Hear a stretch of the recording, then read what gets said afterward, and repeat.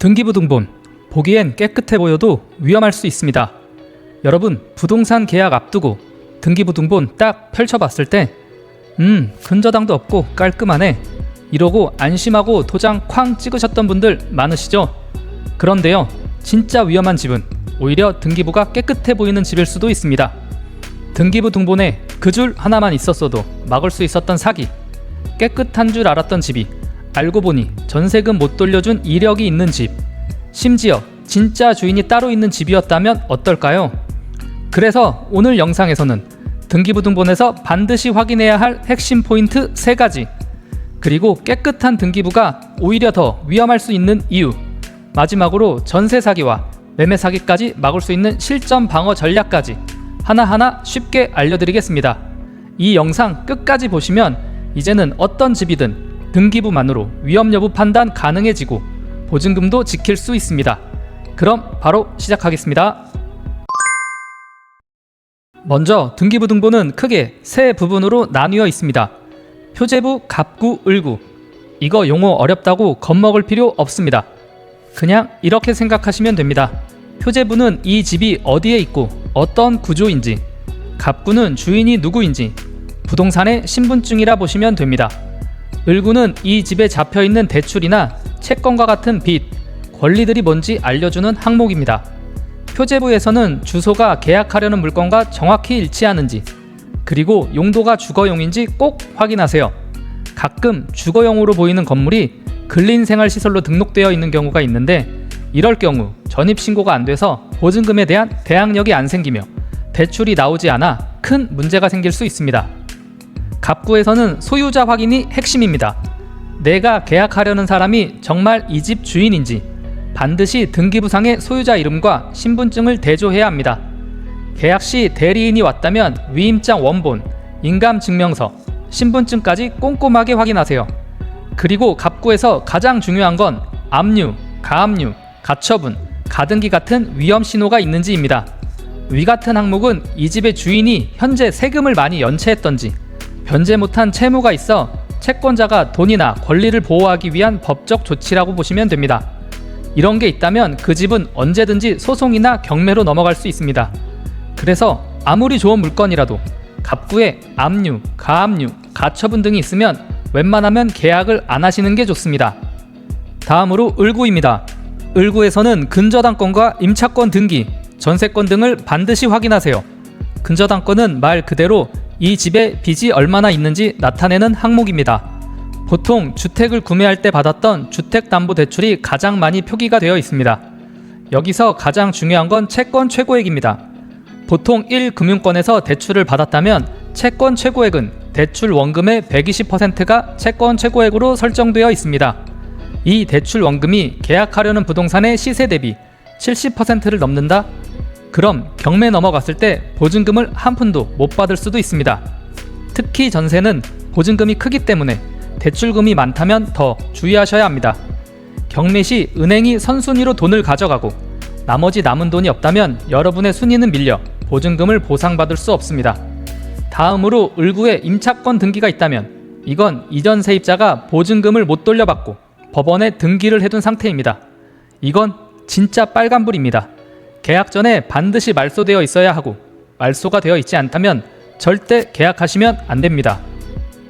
참고로 이런 등기부 해석이나 계약 전에 체크할 포인트들이 헷갈리신다면 제가 직접 도와드리는 내 집 마련 1:1 무료 상담도 있습니다. 부담 갖지 마시고 영상 끝까지 시청해 주신 다음에 고정 댓글이나 영상 설명란을 참고해 주시면 되겠습니다. 그럼 계속 이어가겠습니다. 여기부터가 등기부의 진짜 핵심입니다. 여러분은 아직 등기부등본의 반밖에 안 본 겁니다. 대부분 부동산에서 발급해주는 등기부등본은 현재 유효사항만 표시된 것일 때가 많습니다. 겉으로는 깨끗해 보이죠. 근저당도 없고 전세권도 없고 가등기도 없어 보입니다. 근데 이게 진짜 무서운 겁니다. 여러분이 부동산에 꼭 요청하셔야 할 건 말소사항 포함 등기부등본, 즉 빨간 줄이 보이는 등기부입니다. 여기에는 과거의 위험한 이력들이 고스란히 남아있기 때문입니다. 예를 들어 보겠습니다. 어떤 집이 현재 유효사항으로는 정말 깨끗해 보입니다. 근저당도 없고 임차권도 없습니다. 그런데 말소사항 포함본으로 보면 서울보증보험에서 가압류 걸었던 이력이 나옵니다. 이건 전세보증금을 못 돌려줘서 발생했던 사건입니다. 지금은 깨끗해졌지만 과거에 이런 일이 있었다면 다시 발생할 가능성도 충분히 있겠죠? 여러분 보증금 3억이 걸려 있다면 그 이력 하나로 운명이 갈릴 수도 있습니다. 그래서 꼭 등기부 등본은 말소사항 포함본으로 떼세요. 부동산에 요청할 때 말소사항 포함본으로 발급해 주세요라고 명확히 말씀하시면 됩니다. 그래도 정 불안하시다면 계약금 입금 전 인터넷 등기소에서도 700원이면 직접 발급받을 수 있습니다. 그럼 여기서 질문 하나 드리겠습니다. 이렇게까지 했으면 정말 완벽하게 안전한 집일까요? 사실 아닙니다. 왜냐하면 대한민국 등기부 등본에는 공신력이 없기 때문입니다. 즉, 등기부에 매도인 이름이 소유자로 되어 있어도 나중에 그 사람이 진짜 주인이 아니었던 게 밝혀지면 그 피해는 전부 내가 떠안아야 합니다. 국가가 책임져 주지 않습니다. 이게 진짜 현실입니다. 물론 이런 사고가 극히 드물긴 하지만 마음먹고 사기꾼들이 사기를 친다면 당할 수밖에 없습니다. 이런 구조는 우리나라가 유일하다고 봐도 될 만큼 외국과는 사정이 다릅니다. 그래서 요즘은 부동산 권리보험 또는 권원보험을 드는 분들도 늘어나고 있습니다. 간단히 부동산 권리보험에 대해 말씀드리면 부동산 매매 과정에서 발생할 수 있는 위조, 미등기, 근저당 누락 등의 문제로 인한 손실을 보상해주는 보험입니다. 만약 매매 과정에 문제가 생겼을 때 매매 대금을 보장해주는 보험이기 때문에 한 번쯤 꼭 검토해보시는 걸 추천드립니다. 자, 그럼 등기부등본 보는 법 최종 정리하겠습니다. 1. 등기부등본은 말소사항 포함본으로 반드시 보시고 2. 표제부의 주소와 건축물의 용도 3.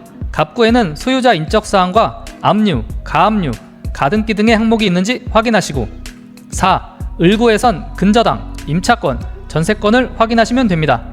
그리고 마지막으로 등기부만 믿지 말고 임대인 또는 매도인의 세금 완납 증명서와 필요시 권리보험까지 챙기시면 믿고 계약하셔도 되겠습니다.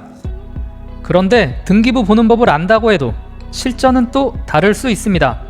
아직 용어도 어렵고 사람마다 상황이 다르고 어떤 위험 요소가 숨어 있는지는 각 매물마다 진짜 다릅니다.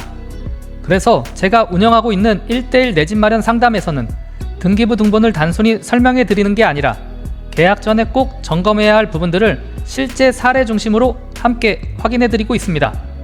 등기부 등본 분석은 기본이고 내가 계약하려는 집의 보증금이 매매가 대비 안전한지, 자금 상황에 맞는 대출 전략은 어떻게 세워야 하는지, 그리고 지금 당장 계약해도 괜찮은 아파트인지 직접 도와드립니다. 특히 요즘은 내 집 마련 고객들 뿐만 아니라 전세 사기나 깡통주택 등 피해가 계속 이어지고 있어서 상담 신청하시는 분들이 정말 많습니다. 혼자 판단하기 어려운 분들이라면 꼭 한번 받아보시는 걸 추천드립니다. 지금 이 영상 보시는 분들은 무료 상담 접수 가능하니 아래 고정 댓글의 링크로 2분이면 신청 완료하실 수 있습니다. 저는 늘 말씀드리지만 내 몸 하나 편히 놓을 수 있는 집 한 채는 꼭 준비하자는 게 저의 부동산 철학입니다. 내 집 마련은 부동산 투자와 거주의 효용을 모두 채워줄 수 있는 필수 항목이라 생각됩니다. 결국 한 번의 선택이 앞으로 10년, 20년의 삶을 바꿉니다. 막막할 땐 혼자 고민하지 마시고 박 소장이 든든하게 옆에서 도와드리겠습니다. 그럼 오늘 영상도 시청해 주셔서 감사합니다.